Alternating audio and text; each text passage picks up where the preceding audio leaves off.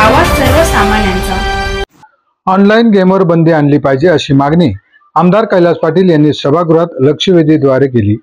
राज्यांना त्यावर कायदा करता येत नाही, त्यामुळे केंद्रीय पातळीवर कायदा करावा लागणार आहे। त्यासाठी राज्य सरकार केंद्रीय पातळीवर पाठपुरावा करत असून पुढेही करणार असल्याचे आश्वासन मुख्यमंत्री देवेंद्र फडणवीस यांनी उत्तरादरम्यान दिले आहे।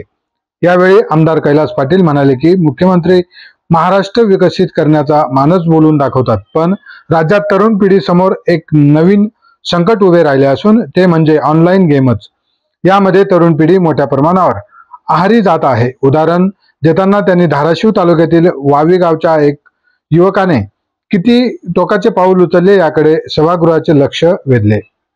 वावी गावचा लक्ष्मण मारुती जाधव नावाच्या युवकाने ऑनलाईन गेमच्या आहारी गेला।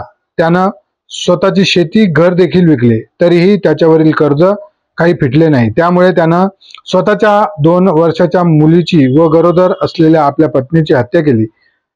नंतर त्यानेही स्वतः संपवून घेतले। अशा प्रकारे अनेक प्रकारच्या घटना या ऑनलाईन गेममुळे राज्यभर घडत आहेत। त्यामुळे या गेमवर राज्य सरकारने राज्यात बंदी आणावी अशी मागणी आमदार कैलास पाटील यांनी केली आहे। ज्या पद्धतीने स्वर्गीय RR पाटील यांनी डान्स बारवर बंदी आणली आहे, अगदी तशाच पद्धतीने आपण देखील या ऑनलाईन गेमवर बंदी आणावी अशी अपेक्षा राज्यातील पालकातून व्यक्त होत आहे। सरकार राज्यात ऑनलाईन गेमला परवानगी नाही असे सांगत असून याबाबत जनजागृती करावी लागेल असं म्हणत आहे।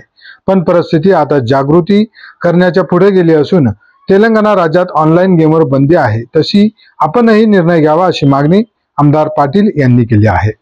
महाराष्ट्र क्रांती न्यूज साठी धाराशिव जिल्हा प्रतिनिधी तौफिक मोमीन, शिराडोन। अध्यक्ष महोदय, लक्षवेधी क्रमांक 1 वितरित केल्याप्रमाणे अध्यक्ष महोदय, महाराष्ट्रात आपण सन्माननीय मुख्यमंत्री साहेबांचं उद्दिष्ट आहे की आपल्याला विकसित महाराष्ट्र घडवायचा आहे। पण अध्यक्ष महोदय, आपली जी तरुण पिढी आहे त्यासमोर जर सध्या कुठलं संकट असेल तर त्या ऑनलाईन गेम्स आहे। अध्यक्ष महोदय, हा फक्त धाराशिवचा विषय नाही तर पूर्ण महाराष्ट्राचा विषय।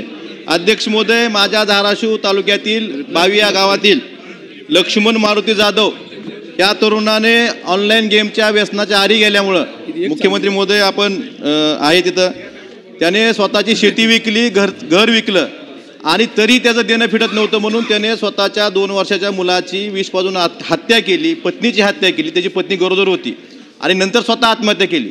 अध्यक्ष महोदय, आपण महाराष्ट्रात हा फक्त आमच्या धाराशिवमध्ये असेल किंवा महाराष्ट्रात प्रत्येक ठिकाणी ऑनलाईन गेमच्या आहारी जाऊन तरुण खूप आहारी गेलेले आहेत आणि आत्महत्या करतायत, शेती विकावी लागते त्यांच्या पालकांना।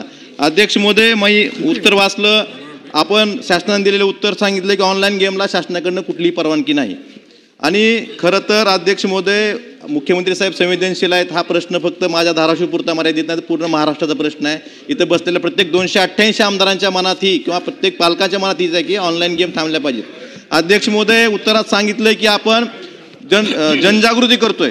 अध्यक्ष महोदय, मुख्यमंत्री महोदयांना माझी विनंती आहे, मुख्यमंत्री महोदय, ही जनजागृतीच्या पुढे गेलेली गोष्ट आहे। त्यामुळं स्वर्गीय RR जसा डान्स बार बंदीचा निर्णय घेतला होता तशीच अपेक्षा पूर्ण महाराष्ट्रातील जनतेच्या आपल्याकडनं आहे मुख्यमंत्री महोदय। त्यामुळं आपण आपल्या उत्तरात सांगितलं की आम्ही केंद्राला विनंती करतोय की कायदा करावा, परंतु जसं तेलंगणामध्ये बंदी आहे तसा कायदा आपण करावा आणि महाराष्ट्रातल्या प्रत्येक जिल्ह्यातल्या प्रत्येक पालकाची जी इच्छा आहे ऑनलाईन गेमच्या आहारी जाऊन त्यांची शेती विकावी लागती, रोज तरुण आत्महत्या करतोय। त्यामुळे माझी मुख्यमंत्री महोदयांना कळकळीची विनंती आहे की याबाबत आपण संवेदनशीलपणे निर्णय घेऊन ह्या ऑनलाईन गेमला महाराष्ट्रात बंदी आणावी। धन्यवाद अध्यक्ष महोदय। अध्यक्ष महोदय, सन्माननीय सदस्य कैलास पाटील यांनी जो मुद्दा या ठिकाणी मांडलेला आहे त्याच्याबद्दल शासनाचे दुमत नाही। ऑनलाईन गेम्समुळे अलीकडच्या काळामध्ये आपल्या नवीन पिढीवर, युवा पिढीवर किंवा अगदी मध्यमवर्गीय लोकही त्याच्या आहारी चाललेले आहेत आणि मोठ्या प्रमाणात त्यातनं पैसे हारतात आणि मग पुढे काही लोक क्राईम करतात, काही आत्महत्येचे प्रकार देखील झालेले आहेत आणि म्हणून याच्यावर कुठेतरी नियमन करणं हे अत्यंत गरजेचं आहे। मुळामध्ये हा जो काही रोग आहे हा गेल्या 4-5 वर्षात वेगाने वाढलेला रोग आहे। आत्ता खरं म्हणजे या संदर्भात केवळ information technology intermediary guidelines and digital media ethics code rules 2021 ज्या भारत सरकारने तयार केल्या त्याच्या व्यतिरिक्त याचं नियमन करणारा कुठलाच कायदा नाही आहे. आणि ज्यावेळेस याच्या संपूर्ण लिगॅलिटीची आम्ही चौकशी केली आणि याच्यावर आपल्याला कायदा तयार करता येईल का हे देखील पडताळून पाहिलं, त्यावेळी असं लक्षात आलं की हा कायदा केंद्र सरकारच्या डोमेनमध्येच त्या ठिकाणी तयार होतो.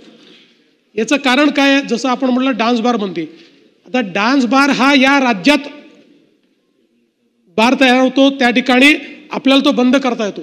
याचं होस्टिंग हे फक्त महाराष्ट्रात होत नाही, याचं होस्टिंग देशभरातून जगभरातून होस्टिंग केलं जातं. आणि म्हणून याच्याकरता आत्ता जो काही कायदा आहे हा कायदा केंद्र सरकारनेच बनवण्याची आवश्यकता आहे.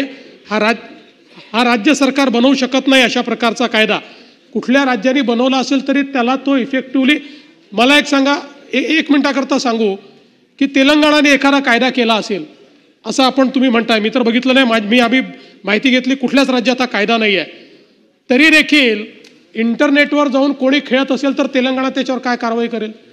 याचं कारण कायदा काय पाहिजे? कायदा हा गेम बंद करण्याकरता पाहिजे. तुम्ही खेळणाऱ्यावर कारवाई करून हा विषय संपणार नाही. हा गेम जर बंद. अशाच नवनवीन बातम्या पाहण्यासाठी आमच्या महाराष्ट्र क्रांती न्यूज या यूट्यूब चॅनलला लाईक करा, सबस्क्राईब करा आणि बेल आयकॉनला प्रेस करा.